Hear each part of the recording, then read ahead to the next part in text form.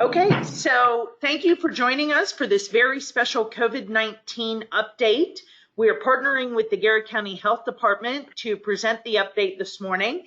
And in just a minute here, I'm going to introduce Bob Stevens, the Garrett County Health Officer, who is going to start our presentation, and then I will actually follow up Bob's presentation with some information on legislation and programs, and then we will have time for question and answer. I'm going to ask everybody to make sure that you have muted yourself, but you also need to make sure that your audio is on. We will, as I said, I have time for question and answer at the end, and we're going to ask that you use the comment box to submit your questions, and we'll get through as many of those as possible.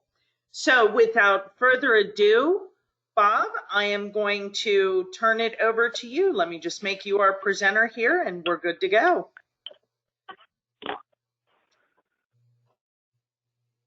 Okay, Bob, you're on. Good.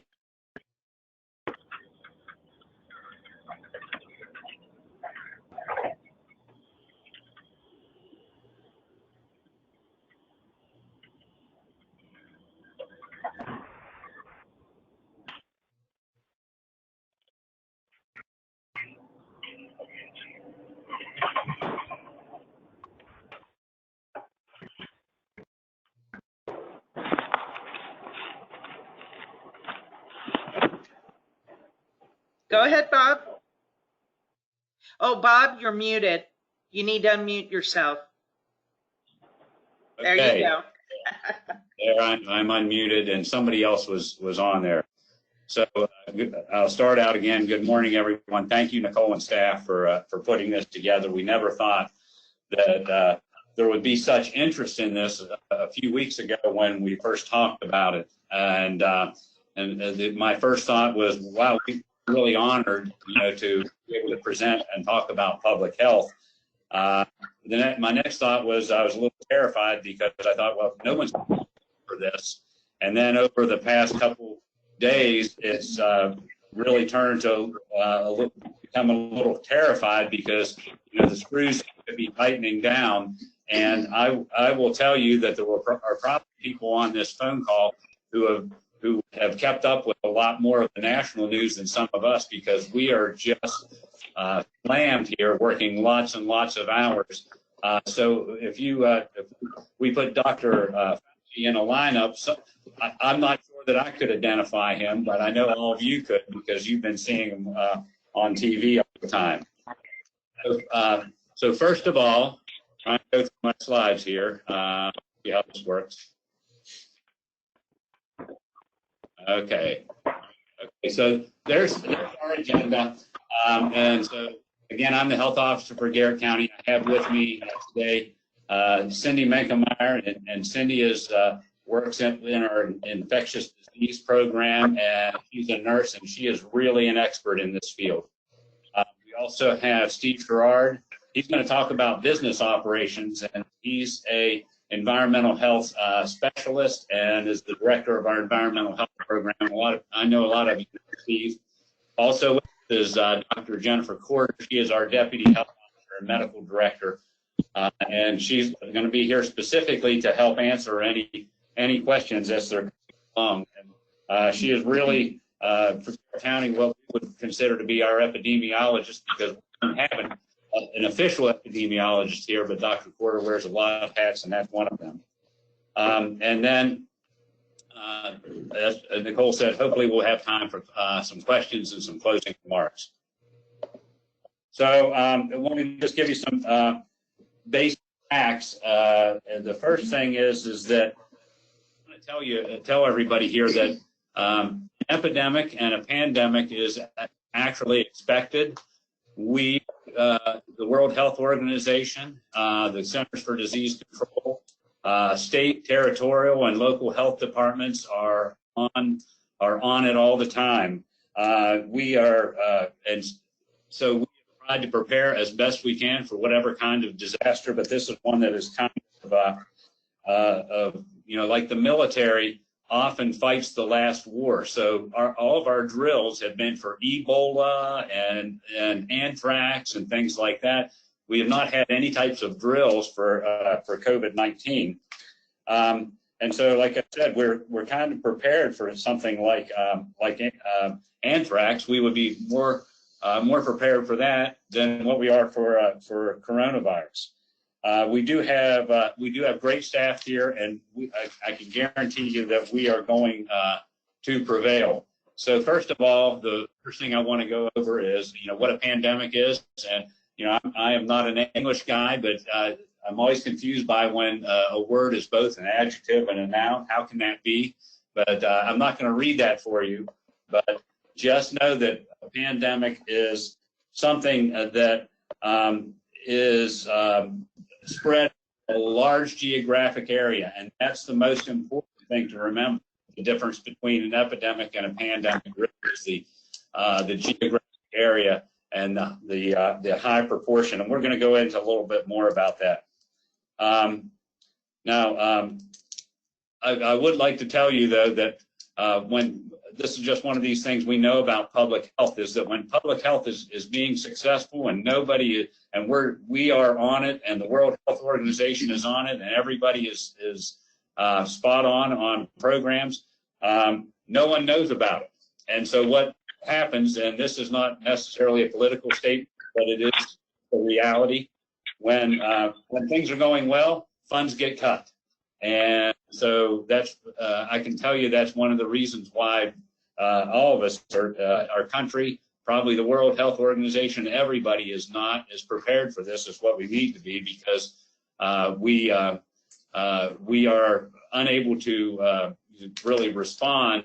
Because do we have the resources to do this? No. Do we have the best staff possible? Yes. I do want to say that one of the goals of the World Health Organization is to stop these things from ever happening. And so the public health is prepared. When we get to, there is somebody else on the line right now, if you could mute your mic. When we are trying to prevent a flu epidemic or a flu pandemic, that happens every year. Again, those national and international partners are on it, but actually, even down to local health, we're on it. Cindy and her infectious disease, along with Eric Savetnik, they're doing surveillance all the time. Steve's department with environmental health, over the past few years, they've trapped mosquitoes to see about the spread of Zika virus. They were doing until this came along, Lyme bug surveillance by doing something called tick drags to see, where the ticks are. And a few years ago with West Nile, they were out scooping up birds on the side of the road and getting those sent to the state lab to prevent the spread of West Nile. So this is the slide that should probably have everyone take pause and be scared a little bit. When we get to the first one there, these are like the greatest hits of pandemic. And so the first one up there is the Black Plague.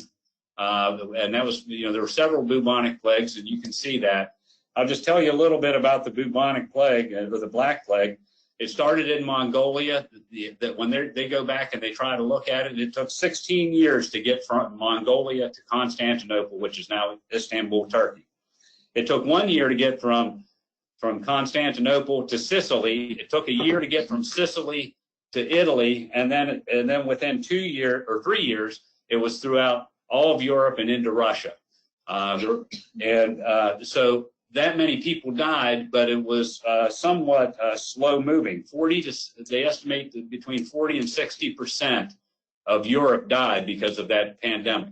We don't this is not going to happen with coronavirus. We're not going to have anything near those kind of death tolls. But then you can see some other things, the Spanish flu, HIV. That's the one that we've all kind of lived through. When you say, have we lived through a pandemic before? We did. The only thing is with HIV and AIDS, it did not. The spread was it was harder to catch, let's say, than what coronavirus. Coronavirus spreads very easily, is very contagious, but HIV and AIDS at the time was, also very, very fatal. And so you see that we lived through that, but it was a slow-moving pandemic. And I'm just going to drop down here to the bottom and talk also about, there have been also things that are called epidemics. And so the difference in an epidemic is only within a kind of a defined geographic area. So you can see that in Mexico, in the 1500s, they lost between 20 and 25 million people died of 2 epidemics in Mexico. Now, why is that, and why is that relevant for when we're talking about coronavirus? It's relevant because that first epidemic, Coccolizzi, I'm going to take a shot at how you pronounce that. They're not really sure what that was. It had lots. It could have been a combination of several different diseases, but the point is that it was carried there, and smallpox too, by the Spanish conquistadors. The Spanish were immune to that. This Coccolizzi, or whatever it was, could have people in Europe and could have had immunity to that because it had been widespread in Europe at one time, and so none of the conquistadors were dying, and so but it got spread into Mexico, and you can see that it was a high rate.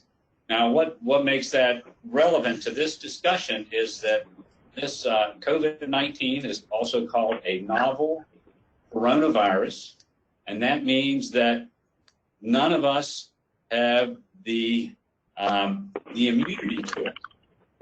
There may be some crazy people out there who, just through the way the human body is made, that they might have immunity. But in general, because it has never been an infectious disease that spread before, the vast majority, if not all of us, do not have an immunity to it, and that's why it spreads so quickly. Now I'm going to turn over to Cindy. Good morning. Just to add on a quick little personal note to what Bob just said, I'm giving away my age, but in 1957, my mom was pregnant with me during the Asian flu. And I had the chance to talk with her one time, and I said, Mom, how did you not get this? And she said, Cindy, I stayed home the whole time. So there you go. There's self-quarantine and social distancing, and here I am. I'm alive today. So I will talk about some basic facts about coronavirus. These are not a new family of viruses. They've been around for a long, long time. What's new about this one, though, is because it was either a mutation or a new jump from possibly an animal source to humans. And we're a little more concerned about this because it's new. We're not sure how it will behave. And I will tell you there are a lot of researchers and medical scientists studying this. They're looking back at cases in China and South Korea. So we're getting a lot of information. So that's what's scary about this one. But usually coronaviruses can cause a very mild illness and then also a serious illness. And like Bob said, most of us will not have any immunity to this. We know this is spread primarily through respiratory secretions, so droplets when people cough. Then when they touch a surface after coughing or sneezing and not washing their hands. We got information from some of the researchers that this can live on surfaces, hard surfaces like plastic and metal, for possibly up to 7 days. So there we talk about the hand washing and not touching your eyes, nose, and mouth after touching anything, a doorknob, a desk, a phone. The average incubation time from time of exposure to time of symptom onset is about 5 days, but CDC is telling us it could be 2 to 14. Most of the symptoms we see are fever, cough. Some people are getting sore throat. Some are getting short of breath. And then we're also seeing people with vomiting and diarrhea along with this COVID-19. So this slide is quite telling. We are jumping the numbers daily. As you see, it's 10 times a week ago. So those are cases in the United States as of yesterday. But keep in mind, there's many more people that probably have COVID-19 that are not tested. So these numbers are just what we know people tested. The true numbers may be significantly higher. And not because not all people are getting tested. Okay. So right now we have 3 confirmed cases of Garrett County residents. Our first case was identified around March 22nd. I will tell you we have many tests pending right now for Garrett County residents. The tests are coming in slow. The result time is anywhere from 3 to 7 days to get a result. The numbers are updated every day at 10 o'clock in the morning, so you'll see a different number tomorrow. So we first started to see this virus in December in China. Our first cases in Maryland were in the eastern region on 3/5. We're not really seeing any ethnic or racial group at a greater number than others. All ages can be affected. We've had some young people, some children and teenagers in Maryland tested positive, not in Garrett County. But we worry more about people that have other health conditions that they may are at risk for a higher serious disease. So this is really important. We're not testing everyone that thinks they should get tested for coronavirus. And why is that? We really don't have the resources or the manpower to do it. So doctors are using their clinical judgment, but we're asking them to save the test for people that are seriously ill. So people that are hospitalized, and that maybe knowing the test result would change their outcome. People that are symptomatic, that are healthcare workers, like the frontline people, EMS, doctors, and even law enforcement personnel. Also people in congregate settings, so people that live in long-term care facilities or other congregate settings, we'd like to have them tested. And like I said, people that have other conditions, their outcome may change if we know they are positive. So we're trying to just kind of limit testing in asymptomatic people, meaning people with no symptoms really should not test in most cases. People we worry about, so they're calling us 60 or older that we're old, but hey, they got to pick a number. People that have lung or kidney disease, heart problems, diabetes, any immunosuppressive disorders, people that are recently pregnant. There's a lot of things that these people could have a more serious outcome if they get infected with COVID. And we'll tell you that our cases that are positive in Garrett County, they are over 60, and most of them have a comorbid condition, not all of them. So there's really no specific treatment for COVID. There's no magic drug, though we are looking at some, I guess, kind of investigational drugs, a combination of drugs, chloroquine and some antiretrovirals that are used for HIV. We're looking at that, which has shown some promise. The vaccine is not present. They're working on it, I can tell you that. And then we're asking everyone, if you haven't gotten a flu shot, we still have some flu vaccine that helps be prevented from flu. But we are seeing a lot of flu in the county. We're seeing strep, we're seeing other respiratory illnesses, which is kind of clouding the picture. But what we're telling people, what would you do in a bad flu season? You should be doing that anyway. Hand washing, social distancing, respiratory etiquette, things such as don't cough in the air, cough in your sleep if you don't have tissue. And then cleaning your surfaces very well. So those are the things we should be doing for prevention anyway, as if it was a bad flu season. So one thing before I talk about this slide is that currently it looks like about less than 10% of the people who we are testing locally are testing positive for COVID-19.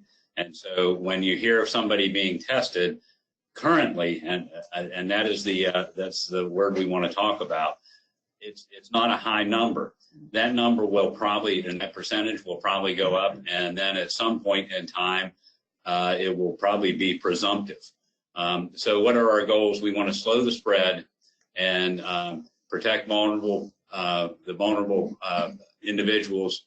And one of the things with slowing the spread, I don't have a slide for this, but in the 1919 Spanish flu, there was a study that was done between all of the American cities, and they found out that the rate of mortality between the different cities varied greatly. And the two that are on the either end of the bell-shaped curve, one is Philadelphia, and one is St. Louis. And if you had Spanish flu in Philadelphia, you were 8 times more likely to die than what you did in St. Louis. And why was that? It was because in St. Louis, they took all these great precautions, and they even would cite people and fine people $10 for not wearing a mask out in public. In Philadelphia, they went ahead with their welcome home parade to the veterans coming back from World War I because they did not take it as seriously. And that's what worries us when we see these pictures of the beaches in Florida and California and pictures of New York City where people were using this time off as a holiday. So we want to protect the vulnerable, and those are the people that Cindy mentioned. We have to maintain our vital services. Some of you are in those vital services, and we want to support those people that are out there. Certainly, people working in grocery stores, and gas stations, and obviously the medical field. But we want to continue that. We want to adjust to our local conditions. We want to be flexible and how we're as much as possible, and try to maintain normalcy in these very abnormal times. And now I'm going to go over to Steve Sherrard, who is going to talk about guidance for homes, families, and then later, and also businesses. Good morning.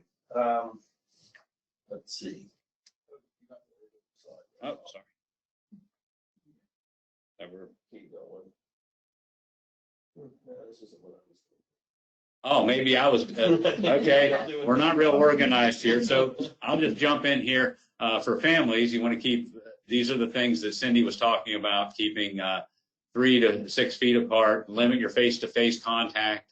If you have a family member sick, stay at home as well. And if you're told to do so, you need to do that. Where there's we are issuing both voluntary home quarantine orders, and we are also we're putting in isolation orders too, and that's something that is unique, that the health officers have always had that ability to do that, and to our recollection, that has not happened in Garrett County in our lifetime.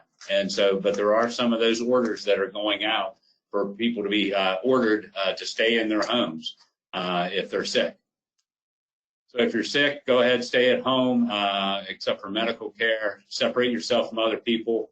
Call ahead before you see the doctor. That's really important because you don't want to just go ahead and walk in a doctor's office and infect somebody, even if you're going to an urgent care. Please do that. Wear a face mask if you are sick. Yeah, and if they don't have a face mask, anything to cover their face would help. Right. A scarf or something like that. Again, those masks, while they don't. Bob, we couldn't hear what was just said.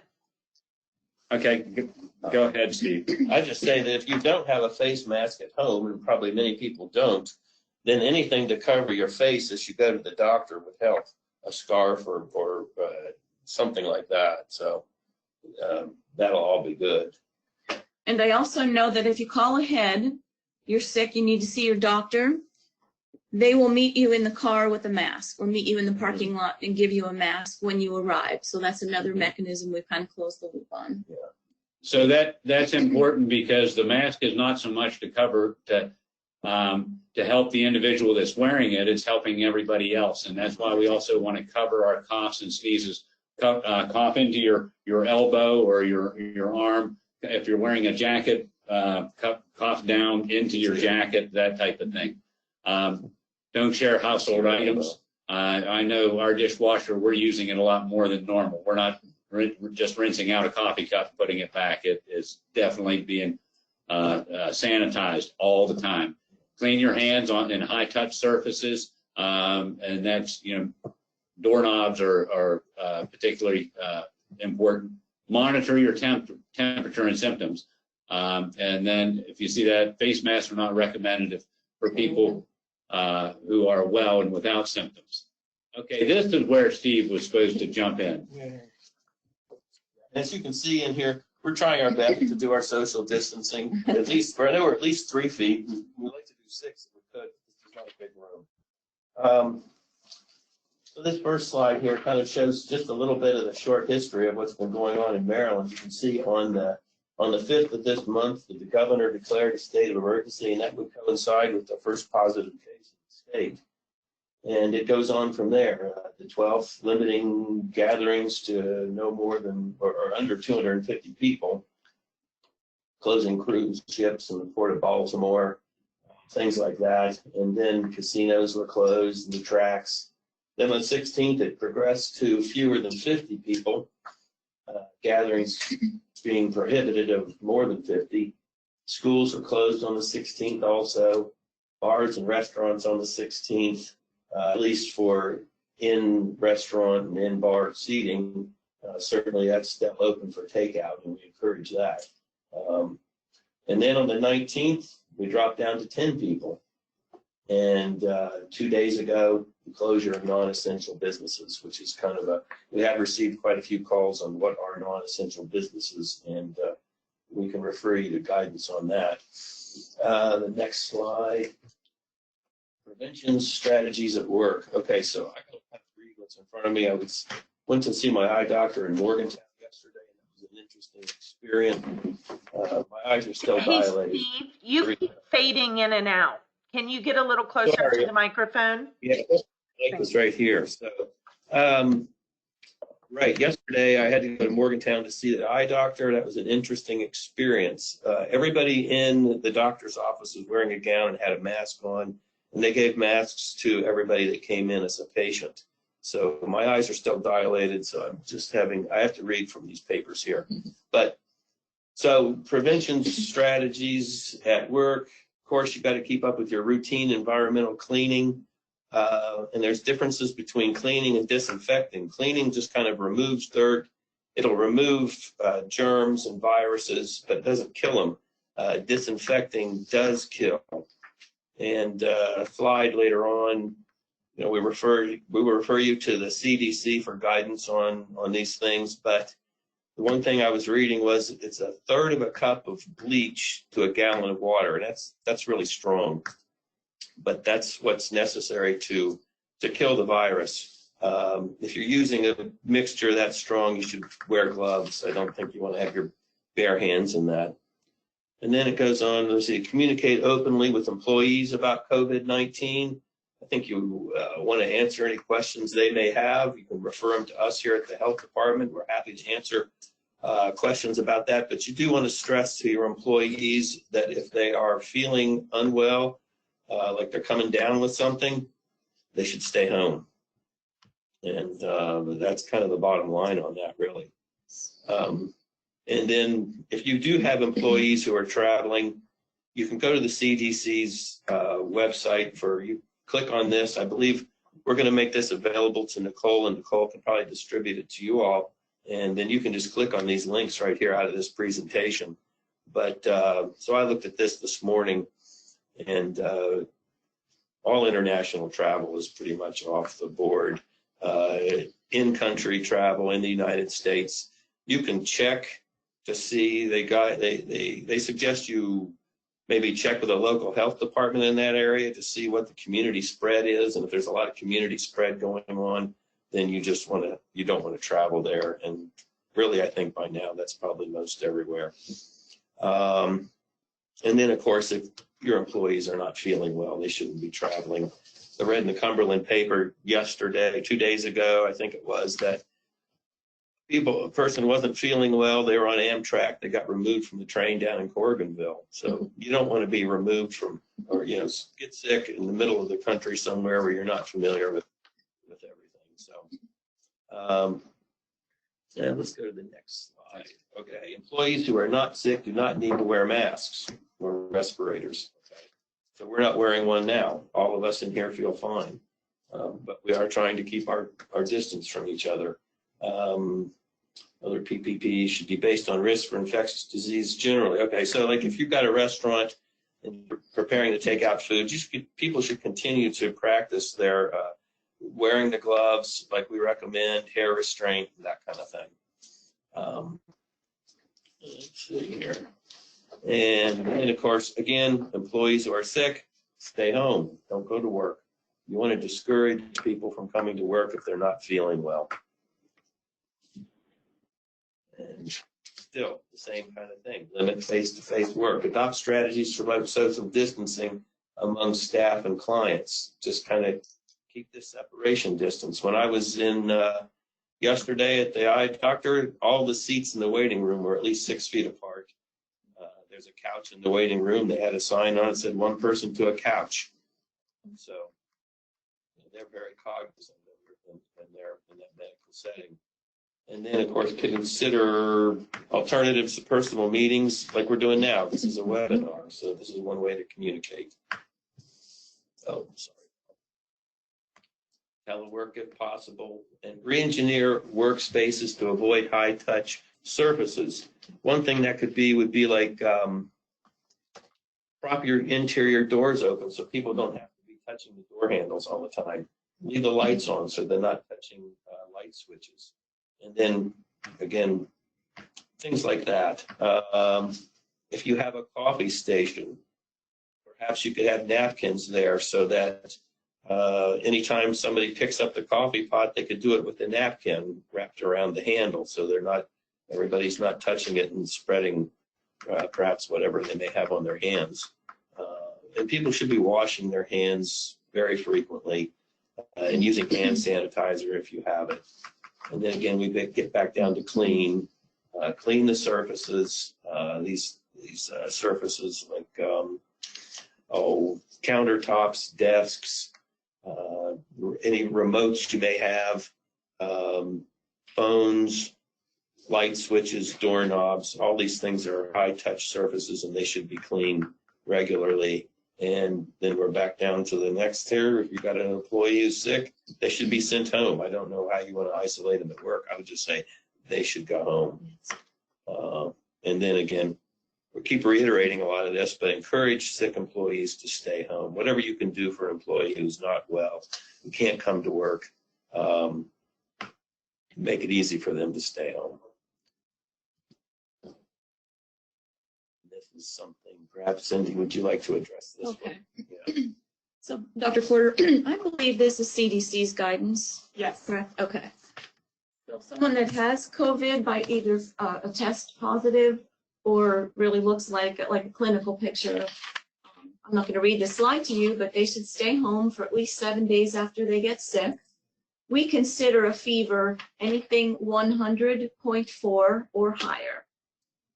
And we ask people to, once that fever's done for 72 hours without taking Tylenol or Advil, and that their symptoms are substantially better, then they may return to work. This is important for healthcare workers and frontline people that we really need to work, but we also don't want them working while they're still infectious. Some states are doing a second swab to make sure, like a clearance swab, to make sure that person is negative for COVID. Maryland is not doing that, just to save resources. So we don't require that clearance swab. And employers should not make that employee have to have a doctor's note to return back to work. And this just, again, says that most people that are well will not get tested anyway. Okay. Okay. Right, this is the last slide I've got. Again, we're emphasizing cleaning, the high-touch areas. Like I said, we're repeating a lot of this because it's important. These are the links to the EPA and CDC sites that have a lot of information on this. I would advise you to go to that. But the that least concentration was 1/3 of a cup, or that's 5 tablespoons to a gallon, or 4 teaspoons to a quart for a cleaning solution for wiping down surfaces. And there's a lot more information on these sites. I would advise you to go to those and look and see what they've got. Okay, so these are, I'm just going to shoot through these slides to show you that we have these links to places that a lot of the business owners and people in the community may be interested. And so they are all there. That's the references for a lot of the presentation today. And so we'll just go through that. I'm going to see if I can get out of that screen and go to, I don't know, can you see us now, or are we still on the slideshow? We can see you. Oh, okay. So yes, hopefully you can see that we are providing social distancing. One thing I would indicate, or want to make everybody aware of, we really appreciate the work that the chamber is doing, all the businesses are doing. This is a very, very stressful time, and there's so many uncertainties. We have a hotline that is set up, and it is 301-334-7698. Those are mostly medical calls, but I can tell you we field a lot of calls. I think in the last 2 days we had 148 calls last I looked. And a lot of these are medical, but some are from business owners saying, well, is my business essential? Is it not? We want to try to share that information with folks so that they know and get it out there. So it is available on our website. But because of this stressful time, I'm going to say, this is going to either pull us together as a community or tear us apart.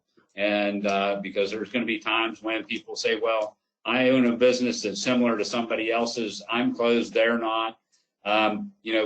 We're all trying to work through this again as a community, because it's just a difficult time. I understand the governor is having another press conference at 11 o'clock today. People in this room have no idea what he's going to say, but our phones will probably start ringing at about 11:30. And by then, hopefully, we will be experts, because we're just going to have to be. And we're going to have to answer the questions the best way we can.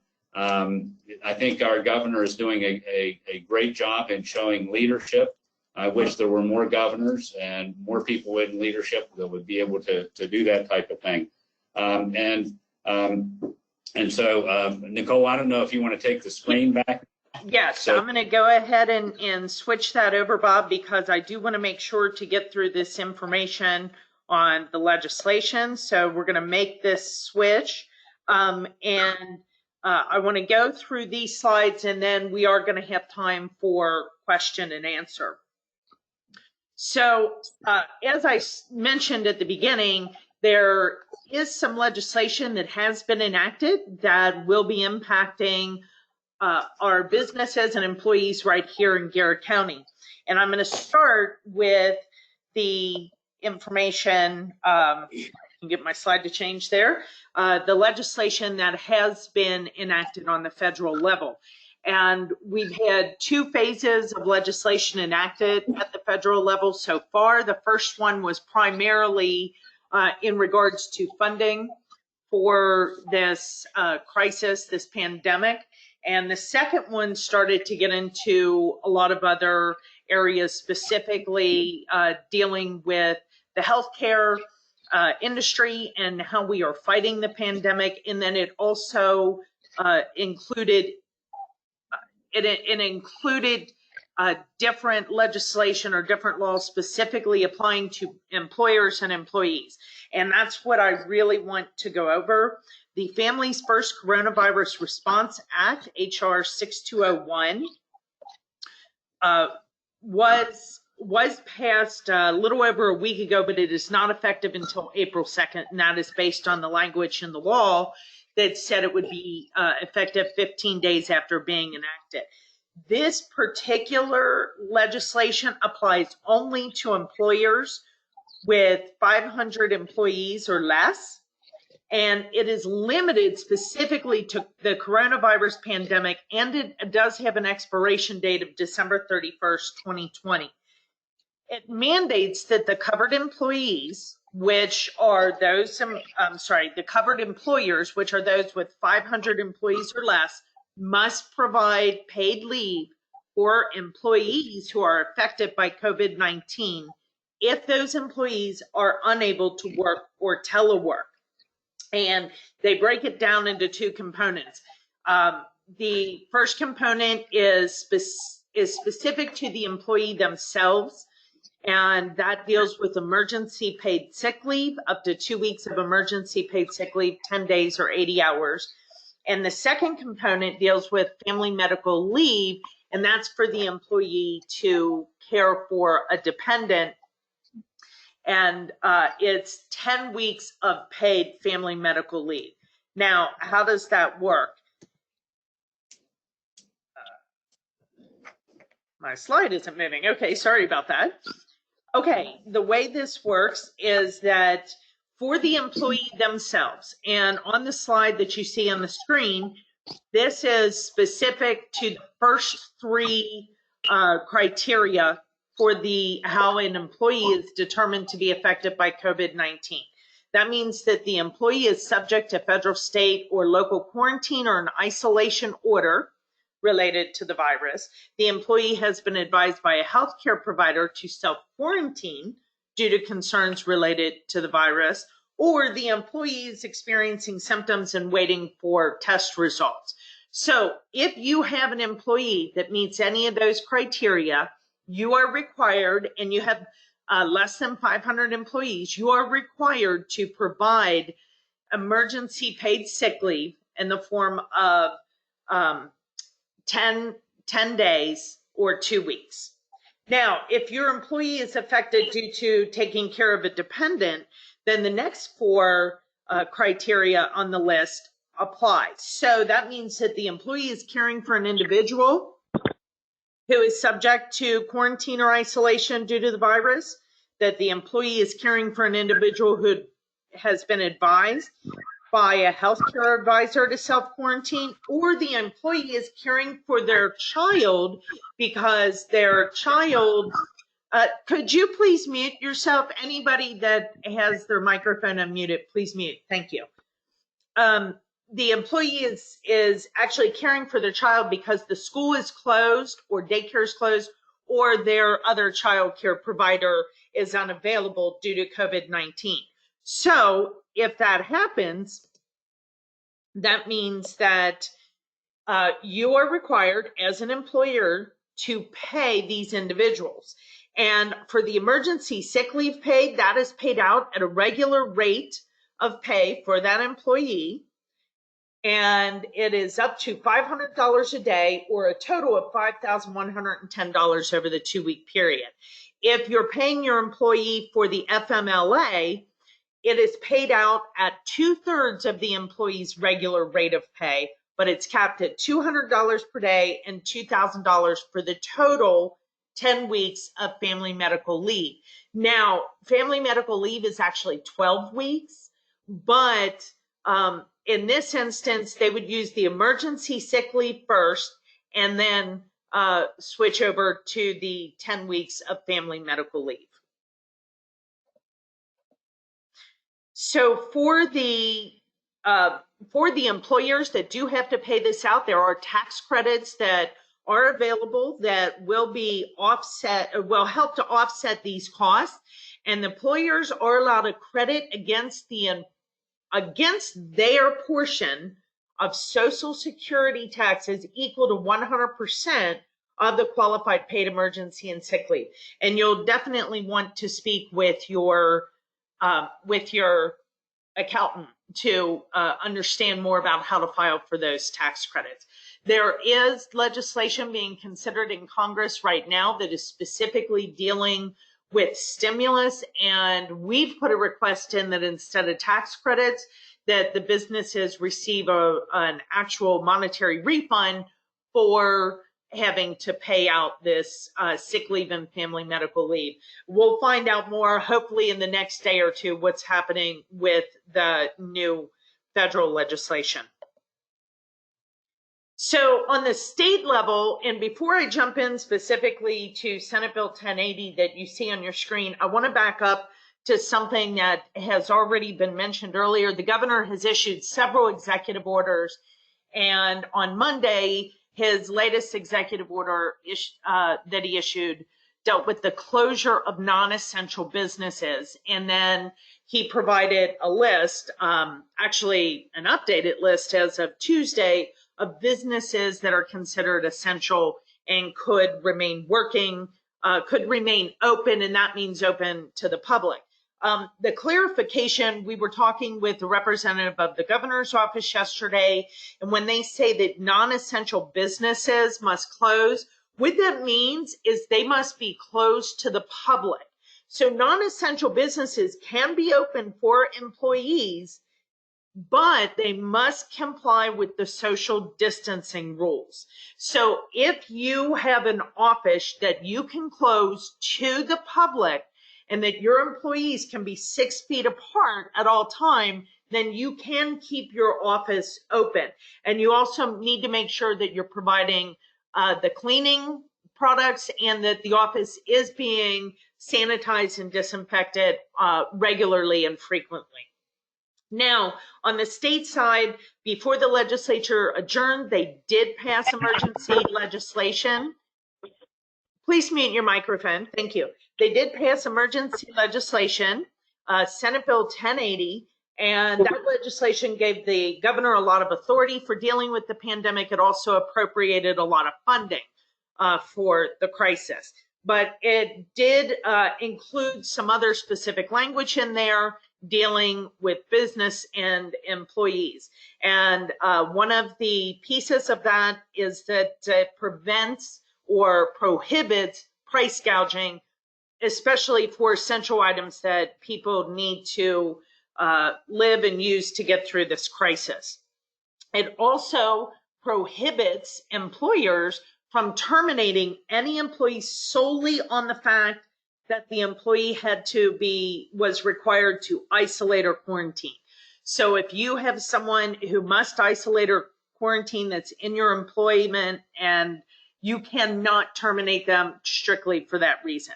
And then it also provided emergency unemployment benefits for employees that may be temporarily displaced from their work because the business has had to close, or that because they were quarantined, but they are expected to return to work, or if they had to leave the employment due to the risk of infection or to care for a family member. So in those instances, those employees can apply for immediate unemployment benefits. Now, there have been some programs that have been developed and created specifically to assist businesses with this disaster on the federal level. Those programs include the Small Business Administration's Economic Injury Disaster Loan. This is a low interest loan that is provided directly through the SBA. I do have details for each of these programs on the next slides, but I'm not going to go through all of those because I want to have some time for questions. So I would encourage you to read through, but this is an emergency loan for economic injury to the business. That's the financial injury, loss of business. And again, it is a low interest loan. Maryland implemented or created some of their own programs. The Maryland Emergency Relief Loan Fund, that is a loan for businesses up to $50,000. And there are specific requirements and criteria, but it is a 0% interest loan for the first 12 months and 2% for the next 36 months. And again, that's up to $50,000. There's the Emergency Relief Grant Fund, which is a $10,000 grant. Again, specific criteria and requirements, but the grant fund is available to businesses and nonprofits. So I would encourage you to look into that to see it is a non-matching grant, and it would not need to be repaid. And then the latest program so far that they have created is the COVID-19 Layoff Aversion Fund. And this is created to specifically encourage employers money is provided to help these employers retain employees during this crisis. And we're hoping to see these programs expanded as well. But as I said, I'm just going to quickly show you that I have slides that have more information on each of these programs. If you need assistance, I would certainly encourage you to look through these and see if there is, if any of these would be of help to you during this crisis. And again, what you'll see here is I have the links to those pages for full details on all of them. I would also encourage you to check the Chamber's website regularly. We do have a coronavirus update and resources page, and I will tell you that that is updated as we receive the information. So it is, anytime we receive new information, it goes up there. So I would encourage you to check that regularly and often. Okay, that's the part of my presentation, but now I would like to go to some of the questions that we have, and we're going to start with Kendall. Kendall has just left, but her question was, do we know when more tests will be available and if the results will begin coming in faster? So, Bob, that would be a question directed to your team. We anticipate that there will be more testing in the future, but when that will happen, we really have no idea and no control over. So it's not a very satisfying answer, but we anticipate in the future we'll be able to test more than we are.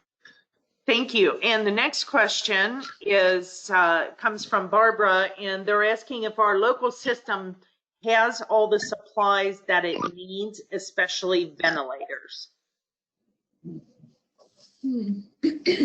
Well, I think that depends on how we are able to respond to this and prevent the spread. My understanding, and I'm going to ask Cindy or Dr. Porter to respond to this, but the only treatment for somebody who is seriously ill is to wait until their immune system kicks back in. And many of those older people who have underlying health problems, that is very difficult. And so the number of ventilators at Garrett Regional is not sufficient to handle a large influx. And so that's why we want to do everything possible. I think that, when we compare Garrett County to New York City, we have a much less dense living situation. So we are somewhat protected because of that. If we continue to essentially quarantine ourselves for the time being as a society. But if we don't continue to do that, and it could still affect us, and it will still affect us, we will have more cases. And just hope that by remaining isolated from each other, we can minimize the number of people who become critically ill and spread it out over time so that our ICU beds will be able to handle it. In terms of other capacity, like testing, everywhere in the country we are low on testing supplies. We are in the state and the country has backtracked on original recommendations to test widely because of this. It's not just Maryland that is saying this. And so that we are not different from anywhere else in terms of testing supplies. And I will add, Health Department, excuse me, has been supplying things like N95s and surgical masks to some of the frontline health workers, the Health Department, and some of the doctor's offices. So we're in, go ahead. No, go on, Bob. We do have some other questions. I was going to say we're in the same room, but if you notice when Cindy was clearing her throat, we were all the way as far away from her as we could get. Thanks, Bob. So we do have a question regarding FMLA, and it says, since the program for FMLA due to COVID-19 does not start until April 2nd, can we start it now? If we do, will we be reimbursed? And I will tell you that is a good question that I am trying to find an answer to myself. It was not made clear in the actual law if this was retroactive. So we're trying to find out if you have somebody who's had to take sick time due to any of the criteria that were included on that slide. Will they be able to receive this emergency sick leave, and will you be reimbursed? I'm hoping to have an answer to that in the next day or two, and we will post that on our website as soon as we have that information. We also had a question regarding the slides from today, and both my presentation with the information on the legislation and the programs, as well as the Health Department's presentation, will be available on our website. And you are welcome to go and download those presentations, along with, we'll have a link to, this entire webinar was recorded, so we'll have a link to that. We have another question for, in regards to, it says some second home property owners are considering moving to lake homes for period of isolation. Do you have capacity to absorb additional population influx? So I think that means, would our health system be able to handle an increase in population? So that's, I was actually starting to type in to respond to that. So Maryland Department of Health does recognize that Garrett County and Worcester County, in the event of public health emergencies, will have an influx. And so they have in their distribution system, they count Garrett County as having a little more, so that when it comes to things like receiving respirators and masks and personal protective equipment, we will receive a little more than in the equivalent size county. And that's because of the hard work of my predecessor, Rodney Gotfeld. He's the one that made that happen. But that does not really carry over to some of the other areas like EMS, and also for the hospital. You know, the hospital is based on a business model. And so, I think that it will strain the system as more and more people do come into the community for this. Thanks, Bob. We're going to take this one last question, and then we're going to wrap this up so that we can keep this on time. And our last question comes from Mike Koch. And Mike asks, while food service and support sectors have been hit hard, food is still distributed in and out of county. Does the health department recommend quarantine of inbound boxed goods, given the virus can persist up to 24 hours on cardboard?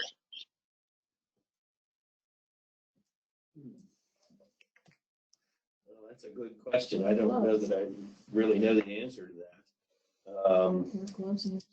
Yeah.